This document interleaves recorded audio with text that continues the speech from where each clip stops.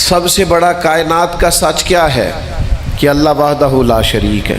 یہ کائنات کی سب سے بڑی صداقت ہے، سب سے بڑی حقیقت ہے، سب سے بڑا کائنات کا یہ ضابطہ ہے کہ اس مخلوق کا خالق، مالک، رازق اللہ ہے۔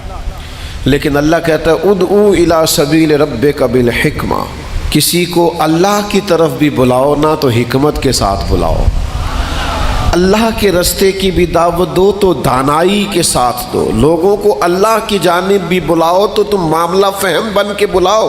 اگر ہم دانائی چھوڑ دیں گے تو بعض اوقات بات ٹھیک بھی ہوگی تو وہ نتیجہ خیز ثابت نہیں ہوگی۔ وہ کسی نے کہا تھا بات اگرچہ بے سلیقہ ہو کلیم، پر بات کرنے کو سلیقہ چاہیے۔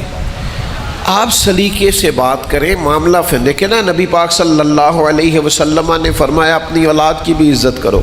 حضور کے مناسب میں سے ہے دانائی سکھانا، اپنی اولاد کو بھی اکرام سے پکارو، آپ ان کا نام بھی اچھے لہجے سے پکاریں، ان کے لیے بھی آپ کے لب و لہجے میں مٹھاس ہونی چاہیے۔ لیکن ہمارے ہاں یہ ہوتا ہے کہ بہت ساری جلد بازی، بہت ساری طبیعت کا الجھاؤ، بے چینی، بے قراری، ہر چیز کو سختی سے ٹھیک کرنے کی کوشش کرنا۔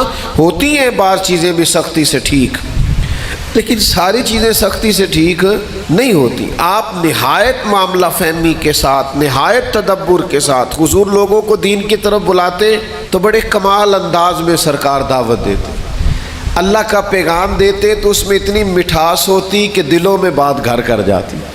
کچھ لوگ کہتے ہیں جی، وہ ان کا اپنا فلسفہ ہے، کہتے ہیں جی میں چونکہ سچا ہوں اس لیے کڑوا ہوں، میں چونکہ سچ بولتا ہوں تو سچ کڑوا ہوتا ہے تو لہذا اس لیے میں لوگوں کو اچھا نہیں لگتا۔ تو میں ان سے کہا کرتا ہوں بھائی سچ نہیں کڑوا، آپ کا لہجہ کڑوا ہے۔ کائنات میں سب سے زیادہ سچ مدینے والے محبوب نے بولا ہے، اور اتنا میٹھا کر کے بولا ہے، اتنا پیارا کر کے بولا ہے کہ حضور سچ بولتے جاتے تھے اور سچ دلوں میں اترتا چلا جاتا تھا۔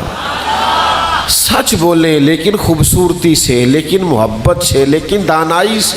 یعنی ایک صحابی آئے تو ان کے چہرے پہ بڑا جلال تھا اور ان کے لہجے میں بڑا غصہ تھا، اور وہ بڑے بے چین اور بڑے بے قرار تھے کہ یا رسول اللہ میں ان مشرکین کو چھوڑوں گا نہیں۔